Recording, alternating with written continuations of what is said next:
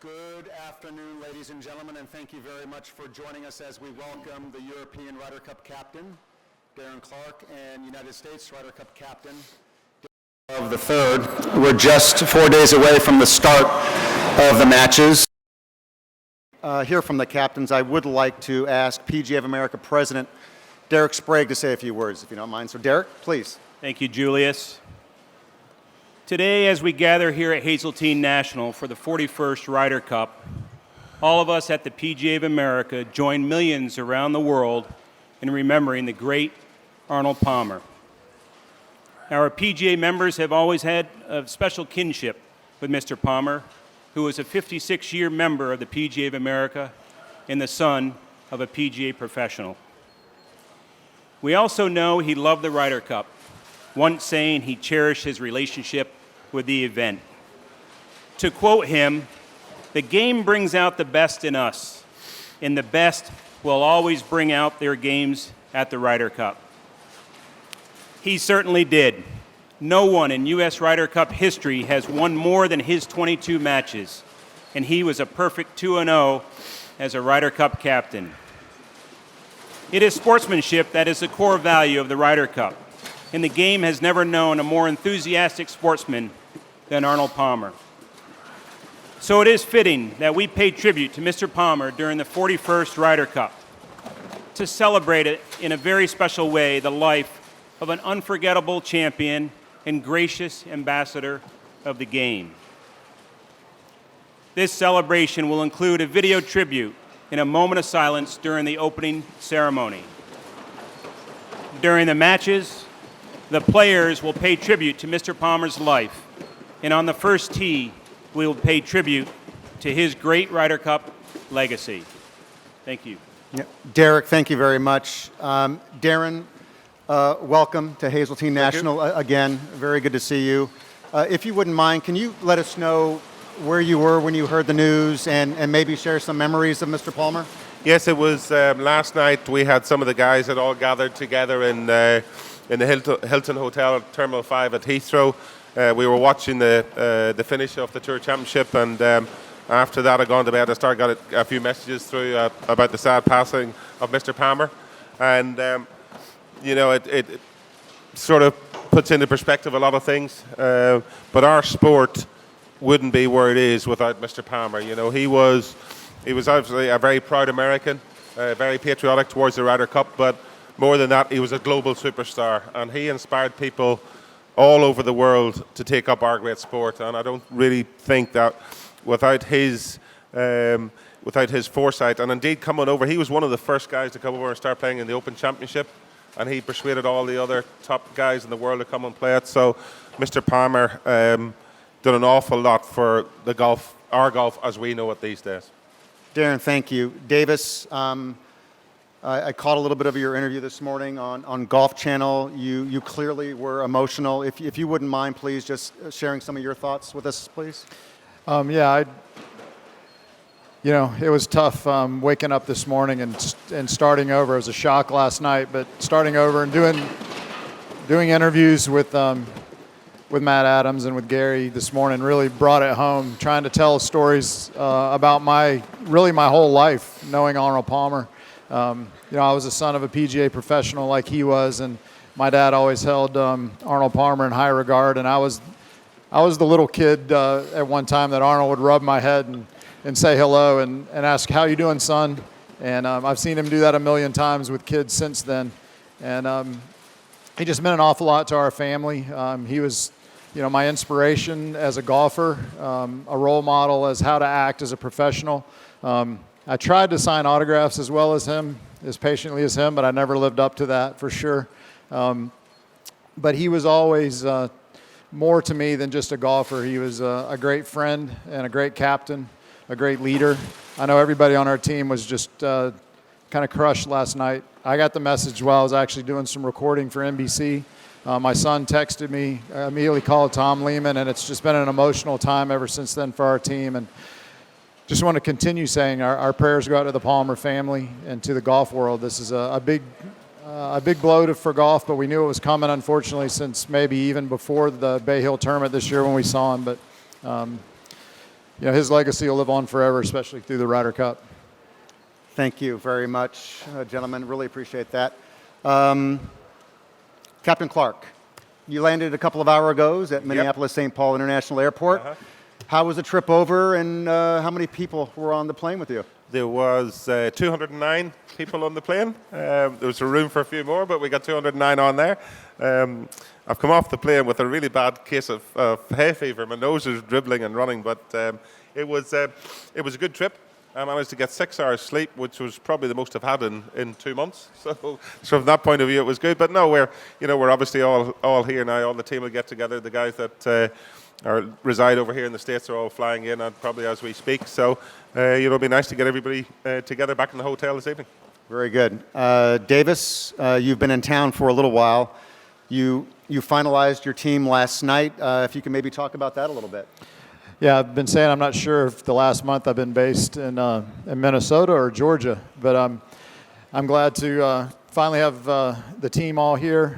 Everybody's excited. We had a few guys in the afternoon yesterday, a few guys late last night. Guys have been arriving while I've been out here at the golf course today. You can hear the roof of the tent blowing. We didn't have a whole lot of guys get out onto the golf course. We had quite a few guys come out and get organized and get practice, but we're excited. We're ready to go and ready to get the matches started. And before we go to Q&A, if you could maybe just talk a little bit about your final selection in Ryan Moore, and if you have any other news to share with us today. Well, it was a very exciting last few days. Obviously, the end of the Tour Championship. Naming Ryan Moore, unfortunately for Ryan last night, obviously the news of the Ryder Cup took a back seat, but it was exciting moments for us to watch Ryan play so well, to name him to the team, to start the ball rolling for the logistics of actually getting him here. He was hopping on a plane to go to Las Vegas with his family last night, so he was obviously very excited. Great addition to our team, obviously playing great. Had a great run with Rory yesterday, and what an exciting finish to that tournament. And in the wake of that, we had some other exciting news. Bubba Watson, obviously disappointed not to be on the team. But as our team has really bonded together over the last couple months, Bubba has offered a couple times to come and be one of our assistant captains. And I told him we had an extra red cart and we'd love to have him. So he's back at the hotel trying to get his clothes fit and get ready for assistant captain duties. Much like Jim Furyk, Jim didn't really know up until maybe a week ago that he was officially an assistant captain and not a player. So our team is rounded out both on the captain side and on the player side. We're ready to go and excited to get to playing. Thank you very much, gentlemen. Let's go ahead and go to Q&A in the front row first on microphone number 1. Thanks for letting us know who you are and where you're from. This is for Davis, Mark Cannizzaro from the New York Post. Davis, obviously Bubba's record, world ranking wise, and just missing out on the top 8 was pretty close. Can you go into what your decision making was on that, on where it didn't fit and whatnot, please? Well, we had a lot of guys that were really close. I've been talking about Jay Haas's 3x5 card system. I had 11 guys, and then I had probably another 11, that were possible picks for a long time. And it was a tough decision. We waited to the last minute to catch a hot player. Ryan, obviously, week after week after week after week was the hottest player. Since the PGA Championship and even before, he's been the most consistent in all the statistics and in the top 10 finishes, obviously a win. He's just been right there at the forefront for us. It was obviously a very, very difficult decision between the last 4 guys we watched. And frankly, I didn't think it was going to come down to the last day of the Tour Championship. Julius will tell you, I told him weeks ago, we'll have this figured out way before the Tour Championship starts. And I was, of course, completely wrong just because we had so many guys playing well. Darren and I talked earlier. It was a tough situation for us to wait, to watch, and then to have a playoff to drag it out even longer. It was tough on our players, but in the end, we got the hottest player, and that's what the whole system was set up for. Thank you. Can we get a microphone right over here, please? Number 1.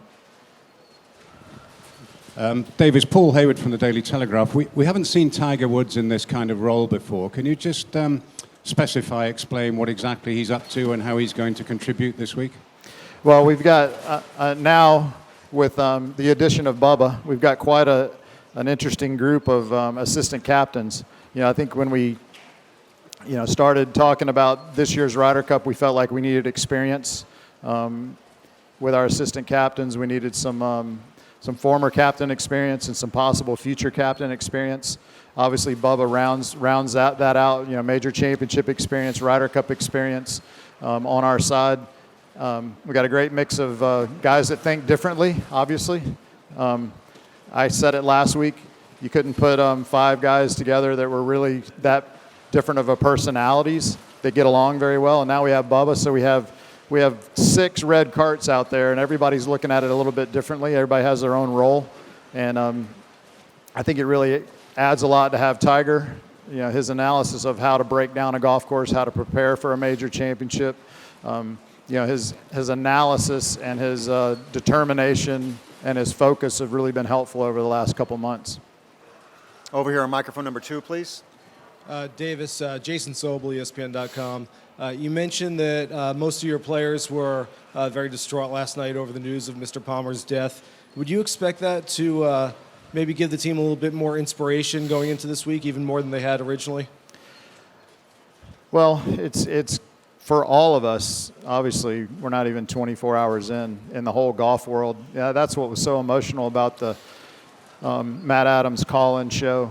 Listening to the fans and the guys like Tom Kite calling in and talking about it, being on the Golf Channel, watching a lot of the Golf Channel all day today, it's almost like we're all dealing with the loss of a family member. And how is that going to affect both teams over the next few days? These guys from the European team, they respected and loved and played in his golf tournament and lived in Orlando, and were under the same influence of Arnold Palmer and Jack Nicklaus, just like they were the great players from the other side of the pond. So it's got to settle in a little bit. There's a lot of times I'm just sitting alone by myself and tear up. So who knows how it's going to play out as for an inspiration, but I think we're just going to have to deal with it the next couple of days. And obviously Darren and I have changed speeches, and we've changed a lot of things that are going to happen. And what a great gesture by the Palmer family to say we're going to have the services after the Ryder Cup, because that's what Arnold wanted. Arnold's going to want us to put this behind us and go play. It's going to be tough to do, but we're going to definitely draw inspiration from his spirit. And we already had pictures of him in our locker room and team room. We're going to add a few more. And he'll be with us forever. He was, for a lot of us, he was our captain as well, and he'll always be the king for us. So it's going to be a different week for both sides, I think. Over here on microphone number 3, please. Derek, you mentioned that the players would be paying tribute. How so? In what way? Yeah. We haven't worked out all the details yet, Doug. Obviously, it'll be done tastefully, and that's something that Davis and Darren are working out this week. But, we want it to be very special on Friday when we open up the matches.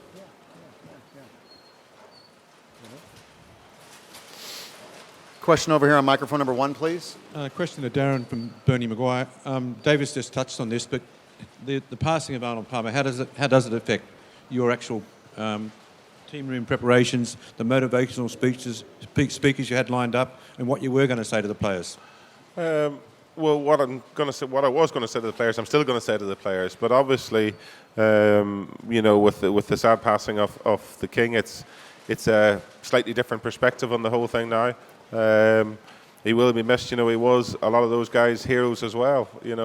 As David just said, a lot of the guys live in Orlando. They played Bay Hill.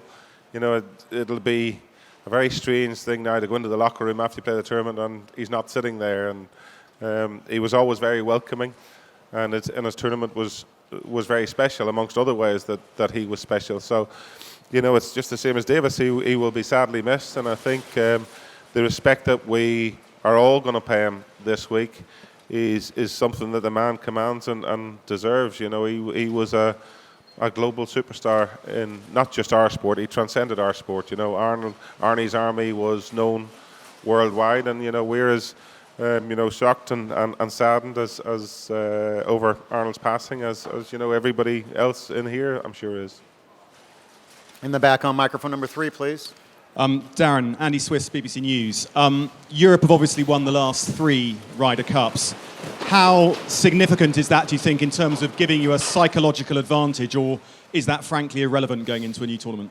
Oh, well, I think it's irrelevant going into this week. It's each Ryder Cup is individual in its own rights. We've had different scenarios going on in past Ryder Cups, and this is a totally different one. You know, we're currently under the shadow of Mr. Palmer's passing away, and you know, as Derek just said, we will pay our respects, but come Friday we will be out there battling like the 2 great teams that we are. So you know, it's something that whatever happens this week, it will be another great chapter in the history of the Ryder Cup, and certainly one that goes along with honouring Mr. Palmer as well. Second row, mic 2, please. Jay Christensen, airviews.com. We've been getting drone shots and aerials of the course for the past few months, so we were wondering if, with the players' preparation, if that helps them, if any of them study that footage to get the makeup of the course. Not that I know of, but I got a cool shot out of the airplane that was unbelievable. I've been seeing those as the course got constructed, all the grandstands and the tents. It's been amazing to see how big a project this was, and incredible.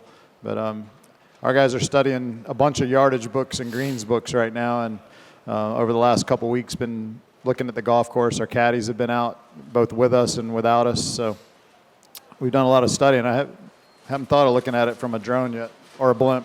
We had drone footage last Christmas, I believe, that some of the guys used. Sky Sports over in the UK, that I think they organised for the drone footage to be done, so the guys have seen it and have obviously looked at it.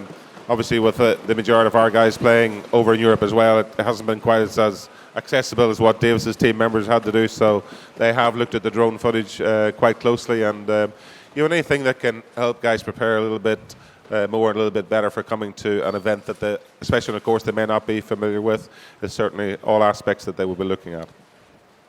Over here on mic number 3, please. For both captains, have the recent storms altered the golf course very much?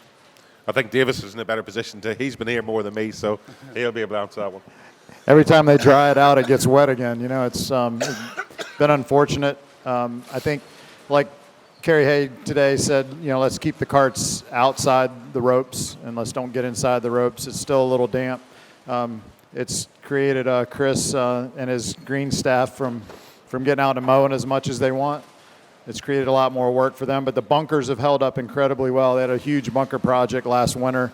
Obviously, that has paid off. They're not having to do too much work on the bunkers, but it's just wet. It's the fairways where I played a few holes a couple of days ago, and you know, the fairways were not running, but they were very, very playable. The course is in great shape, so it hasn't hurt anything except all the volunteers and the workers having to put in some extra work. But if we keep getting wind like this, it's going to dry up pretty quickly and be in great shape by Friday.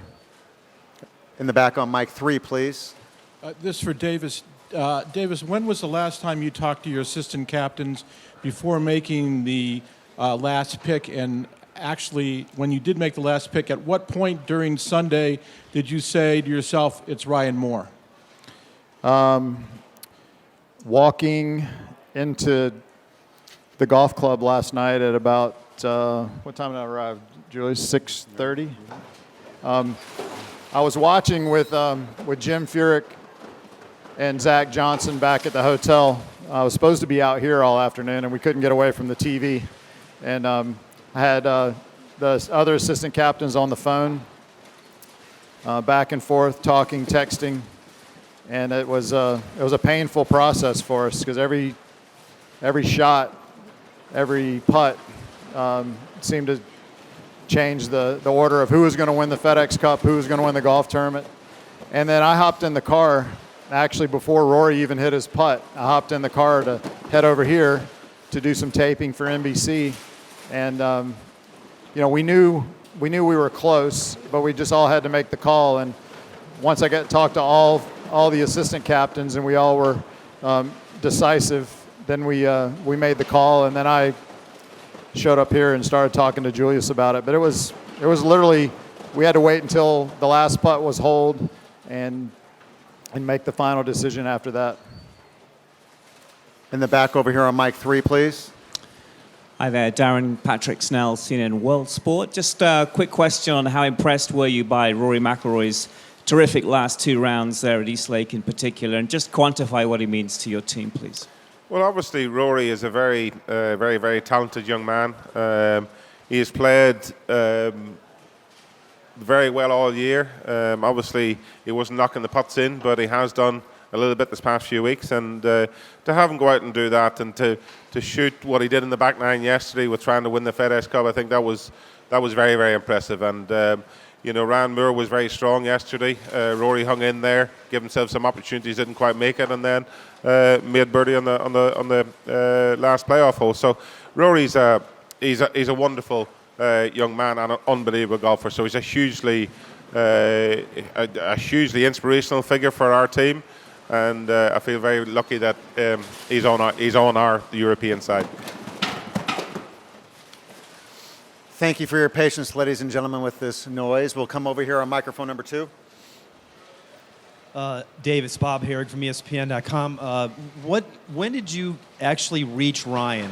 Where was he, and at what point in the evening was it? And just a second thing unrelated, is there a captain's agreement about giving advice this week? Are you both allowed to? Are the assistants allowed to during the competition? No, I'm the only. Darren and I are the only ones that are allowed to give advice.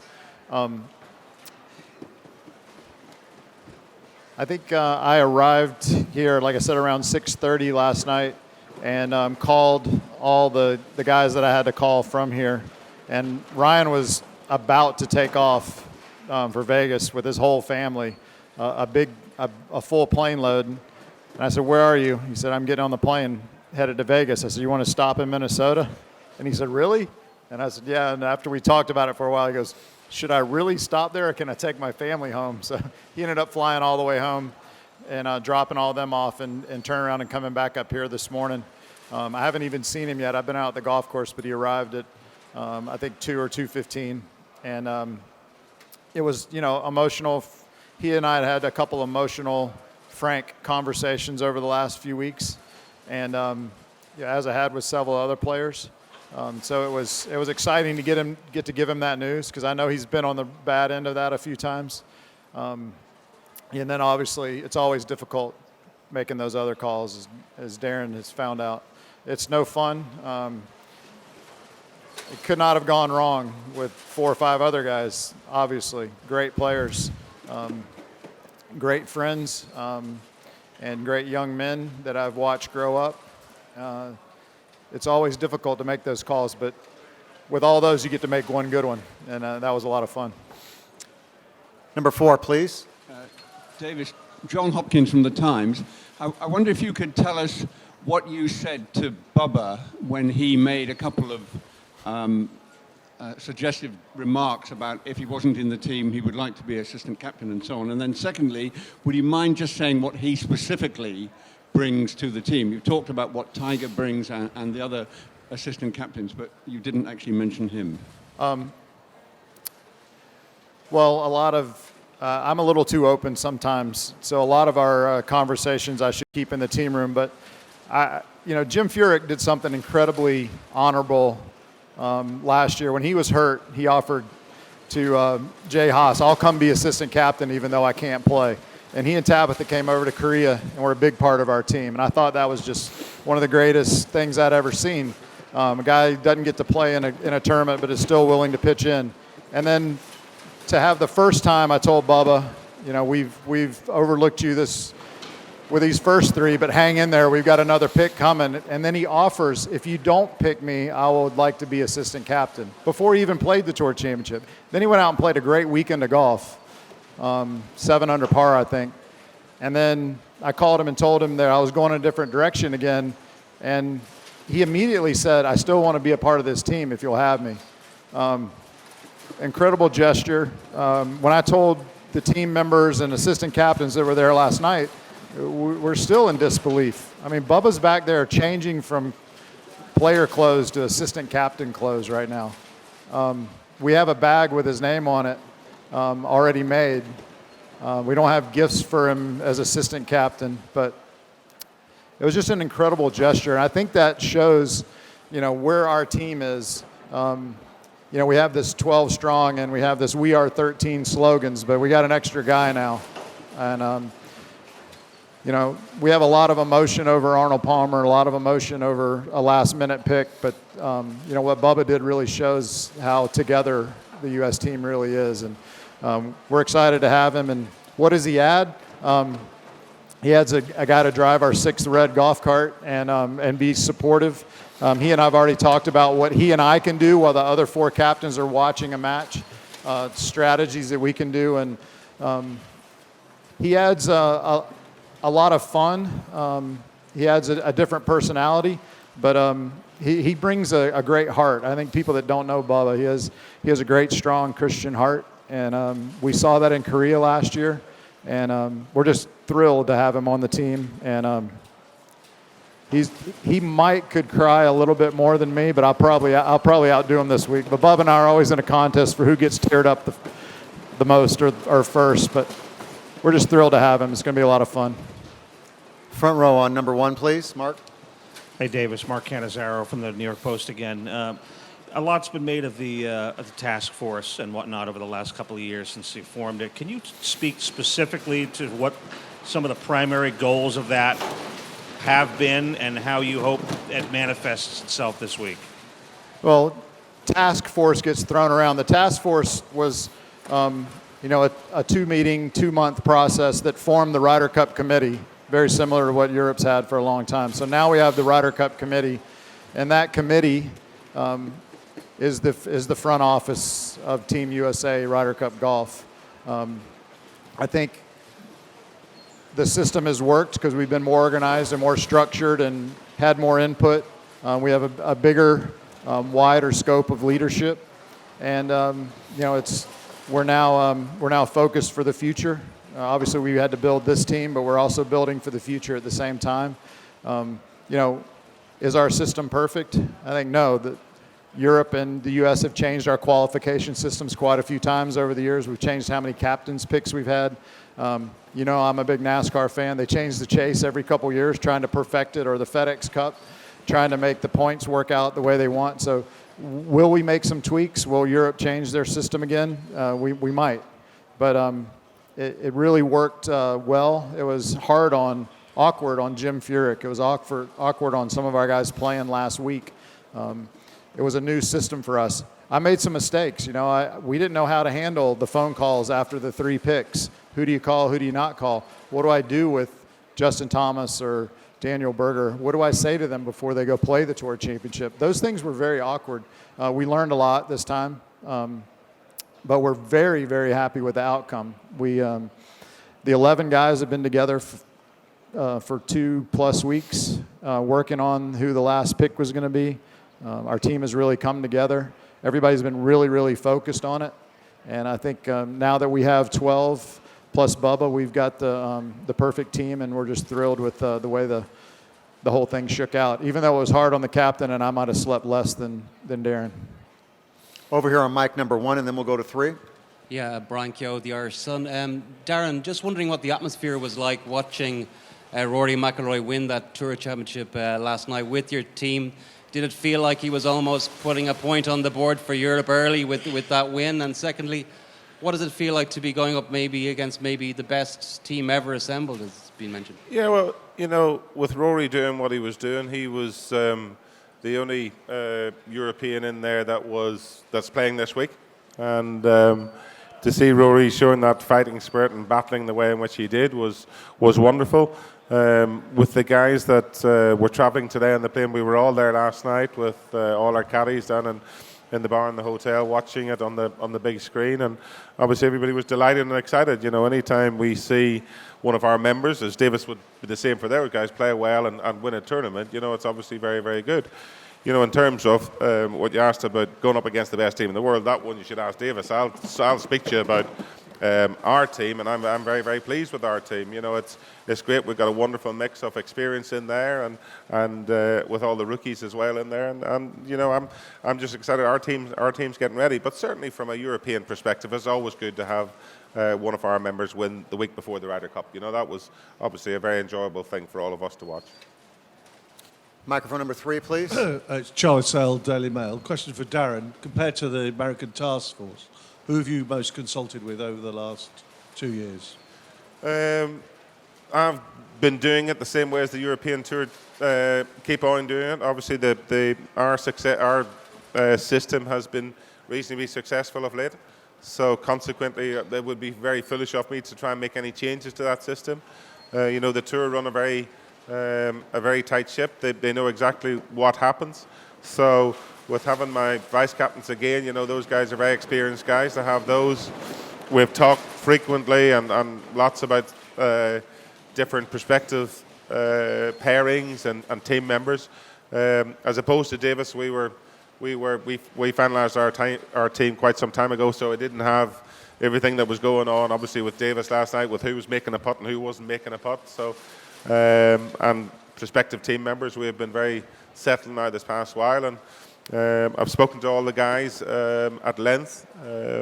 They all know what sort of role that they're going to have within the team, and consequently, we all are here with the same goal. It was they all want to get here. They all want to keen to get out there and play well. So we didn't have a task force as such. We just keep doing the way that we've been doing it in Europe. So we've been very fortunate that it's been a formula that seems to be very successful. Microphone number 2, please. Mark Stokes, Reuters. Davis, you mentioned the slogans 12 strong and we are 13 earlier. When it comes to possible inspiration from Palmer, just wondered if you have anything visual planned for the players, a logo perhaps or something? Yeah, there is and we're still working on the details. The PGA Tour and the Palmer family created a logo and Arnie's Army mention, and I think there's going to be buttons and for the fans and pins for the players. And as soon as we get those, Darren and I have agreed whatever we're going to do together. Both teams are going to do the same thing and honor the Palmer family wishes for whatever they would like to see us wearing. And Darren and I had a little chat right when he arrived, and as everything we've done over the last year and a half, we've agreed that we're going to do the right thing for the game, and certainly in this one for the Palmer family. But both of our teams want to honor the Palmer legacy in the same way, and I think you'll see us all honoring him all week, I think is the best way to put it. A couple more questions, ladies and gentlemen. Microphone number 3, please. Darren, what is your level of concern with 6 rookies on the team and your approach to get them ready for Friday? Well, the guys, as you say, we got 6 first-timers on the team this year, but those guys, one of them's a Masters champion. Those guys play a lot of their golf over here now anyway, and I know the Ryder Cup is a totally different animal altogether, but those guys are ready, they're prepared. They've spoken a lot to the vice captains and myself over this build-up into the tournament. They know what to expect. The home support is going to be loud, it's going to be vociferous, and rightly so. That's the way it should be. That's what makes the Ryder Cup so special. And they're all so keen to get out there and play. They can't wait to get out and savour the whole atmosphere of the Ryder Cup. But it's a wonderful mixture of youth in there as well. And from a European point of view, they're really looking forward to it. They're excited. I think we have 2 more questions. Microphone number 1. Question for Darren. Ross Biddiscombe from Supersport Television, South Africa. Darren, 2 questions really. Are you glad that you didn't make the decision to choose your last player on the Sunday before the tournament today, this week? And secondly, do you, in terms of team bonding, do you miss those times when Europe used to come over on the same plane and start the bonding process early? I mean, do you have memories of that? Well, in relation to your first one, was I glad I didn't have to make a pick late last night like Davis? Probably yes, because I can imagine watching it from my point of view, going through all the different scenarios with so many of his guys playing well, it was always going to be a very difficult decision. And as Davis touched on, it's been very hard to call those guys and tell them they're not on the team. The good phone calls to say, yes, you're part of the team are great. The hard ones are not so great. So, but it was all, I would imagine, changing for Davis, watching what was going on last night. So thankfully our team has been settled for quite some time. And in terms of all the guys coming over in the one plane, the sport that we play now, it's a global sport. We play all over the world, and could have asked the guys to fly over to Europe to fly back here again. That would have been very foolish of me. So, whilst the whole team wasn't together flying over, there was a lot of us on that plane, and that European bonding thing doesn't just happen when we get on the plane. That's been going on for quite some time. So, do I miss it in some ways? Not really, because we're all good friends anyway, and we're all going to get together tonight. 2 more questions over here on mic number 4, and we'll end it on mic number 1. George Willis, New York Post. Davis, every team has 1 or 2 leaders in its locker room. Who might emerge to fill that role for your team? I think that's a good question. We have a lot of really long drivers, and we can't tell who's the longest, and we have a lot of great leaders, and we can't tell who's really going to step up. But what I've seen is the assistant captains over the last 2 or 3 months have all kind of helped me in different ways, and they'll continue to do that. But we have leaders that are, of our 12 players, we have leaders that have already stepped up in past years, like Phil Mickelson. But we have several leaders. Zach Johnson, Jordan Spieth has stepped up, obviously, to be a great player, but also a leader in the locker room. So we're heavy on leadership and heavy on passion. And we just got to get out and play our game, I think, is the only thing we have to do. But we're excited about the 12 players, the 6 captains, the support team we have. And I don't think we've ever been as pumped up and as organized and as together as a family as this group. Final question over here on microphone number 1, please. Darren, Phil Casey, the Press Association. I understand you have an iconic sports figure, as you've described it, to speak to the team. Can you tell us now who that is? Nope. And failing that, when are you planning for that to take place? Is that Tuesday or Wednesday evening? Or Probably Tuesday. There's been much been said about guys coming in and speaking to the teams and inspiring them and charging them up. The team, Davis's team is probably the same as our team. They don't really need fired up. The Ryder Cup itself is such a special event, and even more so with the respect that we're going to play to Mr. Palmer. It's at the end this is a sporting event between 2 great teams, and we've had some very sad news last night, and we will play the tournament this week with the respect that it commands and deserves.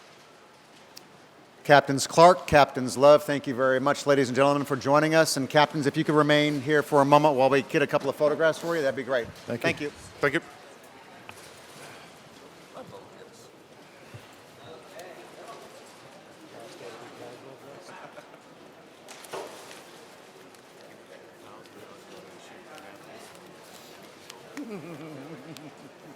Only 1,000?